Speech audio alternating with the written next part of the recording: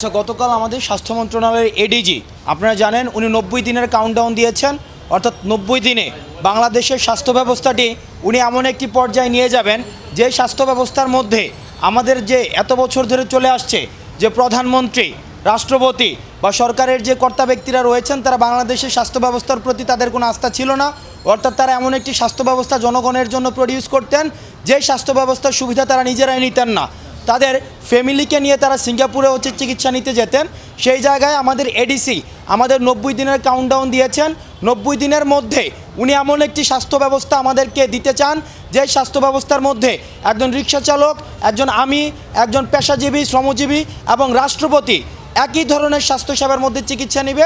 এবং সেই স্বাস্থ্যসেবাটির গতকাল একদিন চলে গিয়েছেন, অর্থাৎ আজকে আমরা 89 দিনে রয়েছে।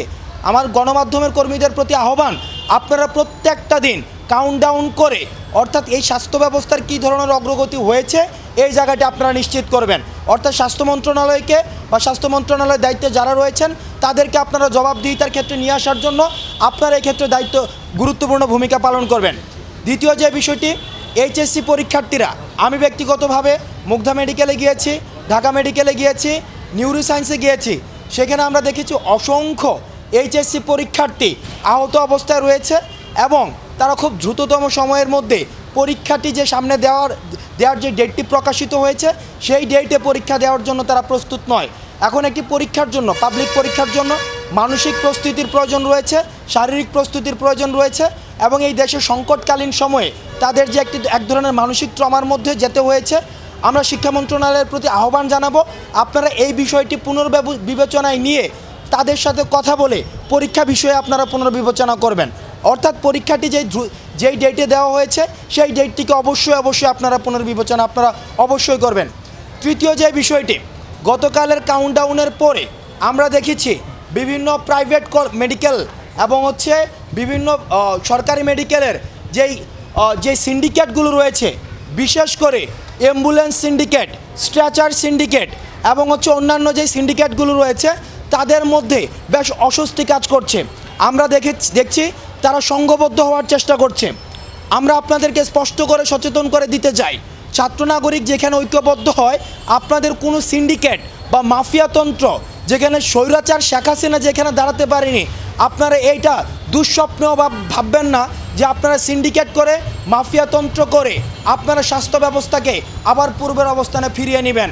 এই কারণে যারা অ্যাম্বুলেন্স সিন্ডিকেট রয়েছেন, স্ট্রেচার সিন্ডিকেট রয়েছেন এবং যারা সরকারি হসপিটালে বিভিন্ন পরীক্ষা দেওয়া হয় সেই পরীক্ষাগুলোকে ভাগিয়ে নিয়ে প্রাইভেট মেডিকেল কলেজে পরীক্ষাগুলো করা হয়, এই যে সিন্ডিকেটগুলো যারা নিয়ন্ত্রণ করেন আপনারা সাবধান হয়ে যান এবং আপনারা প্রয়োজনে পেশা পরিবর্তন করুন।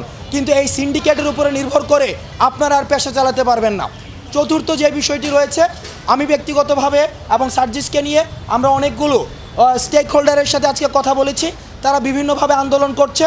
তাদের আন্দোলন কি হচ্ছে এইভাবে যে তাদেরকে প্রথমে চুক্তিভিত্তিক নিয়োগ দেওয়া হয়েছিল, কিন্তু তারা এখন স্থায়ীকরণের জন্য তারা রাস্তায় নেমে এসেছে। দেখুন, আপনাদের প্রতি স্পষ্ট বার্তা, আপনাদের যখন চাকরিটি দেওয়া হয় তখন কিন্তু আপনাদের সেখানে উল্লেখে ছিল এটি চুক্তিভিত্তিক এবং একটি প্রজেক্টের জন্য সেগুলো দেওয়া হচ্ছে। সুতরাং প্রজেক্টের মেয়াদ যখন শেষ হয়ে যাবে তখনই কিন্তু আপনাদের চাকরিটি শেষ হয়ে যাবে এবং সেটি জেনেই কিন্তু আপনারা চাকরিতে নিয়োজিত হয়েছিলেন এবং আপনারা নিয়োগপত্রটি গ্রহণ করেছিলেন। আজকের এই রাষ্ট্রের সংকটকালীন সময়ে আপনারা যদি রাষ্ট্রের দুর্বলতার সুযোগে এবং রাষ্ট্রের আজকে প্রশাসনের মধ্যে যেহেতু একটি আমরা স্থিতি অবস্থা দেখতে পাচ্ছি না, এই দুর্বলতার সুযোগে আপনারা যদি মনে করে থাকেন রাষ্ট্রকে আপনারা বাধ্য করবেন, তাহলে এই বিষয়টি হবে আপনার রাষ্ট্রের সাথে বিশ্বাসঘাতকতা, রাষ্ট্রের এই সংকটকালীন সময়ের সাথে বিশ্বাসঘাতকতা। সুতরাং আমরা আপনাদের প্রতি আহ্বান জানাবো, প্রত্যেকটি নাগরিকের তার নৈতিক অধিকার জানানোর, নৈতিক দাবি জানানোর অধিকার রয়েছে, কিন্তু আপনারা অপেক্ষা করুন, সরকার স্থিতিশীল হওয়া পর্যন্ত অপেক্ষা করুন এবং আলোচনার দ্বার সবসময় উন্মুক্ত রয়েছে। আপনারা রাস্তা দখল না করে আপনারা জনদুর্ভোগ যে বিষয়টি আপনারা ইচ্ছাকৃতভাবে এখন সৃষ্টি করছেন, দেখছেন আপনারা কিন্তু নিয়োগেই ছিল এই বিষয়টি চুক্তিভিত্তিক। যারা চুক্তিভিত্তিক আপনারা আলোচনার জন্য আসুন, আলোচনার মধ্য দিয়ে আপনারা সিদ্ধান্তে পৌঁছাতে পারবেন। আরেকটি বিষয় যেটা সার্জিস বলেছে, আমরা সেই জায়গায় যুক্ত করতে চাই, সাম্প্রদায়িক যে সম্প্রীতিটি আমাদের রয়েছে, আপনারা এই সাম্প্রদায়িক সম্প্রীতির মধ্যে যারা কোনো ধরনের সংঘাত ঘটাতে চেষ্টা করবে আপনারা তাদের বিরুদ্ধে শক্ত অবস্থান নেবেন। কারণ আমাদের 26 তারিখ হিন্দুদের জন্মাষ্টমী রয়েছে এবং 27 তারিখ তাদের আলোচনা পর্ব রয়েছে। আমরা নিশ্চিত করতে চাই তারা অতীতে যেভাবে গাম্ভীর্যের মধ্য দিয়ে সবার অংশগ্রহণের মধ্য দিয়ে যেভাবে উৎসবটি উদযাপন করত, আমাদের অংশগ্রহণের মধ্য দিয়ে একইভাবে এবার উৎসবটি উদযাপন করবে। যারা যদি কেউ এই উৎসবের সুযোগ নিয়ে আমাদের সাম্প্রদায়িক সম্প্রীতির মধ্যে কোনো ধরনের ব্যাঘাত ঘটাতে চায়, আপনারা তাদেরকে আইনও সোপর্দ করবেন।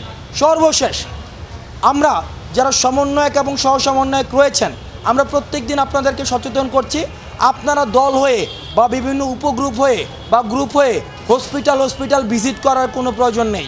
হসপিটালে অলরেডি প্রজ্ঞাপন দেওয়া হয়েছে, সেখানে বিনামূল্যে চিকিৎসা দেওয়া হচ্ছে, সেখানে আলাদা করে ডেডিকেটেড সেল করে দেওয়া হয়েছে। সুতরাং আপনারা গিয়ে চিকিৎসকদের বাধা প্রদান করার কোনো প্রয়োজন নেই এবং গ্রুপ এবং উপগ্রুপ হয়ে বারবার চিকিৎসা কার্যক্রমে যখন আপনারা বাধাগ্রস্ত করেন, তখন চিকিৎসকরা সেখানে ডিমোরালাইজ হয় এবং ইনফেকশনের যে মাত্রাটি সেটি বেড়ে যাওয়ার সম্ভাবনা থাকে।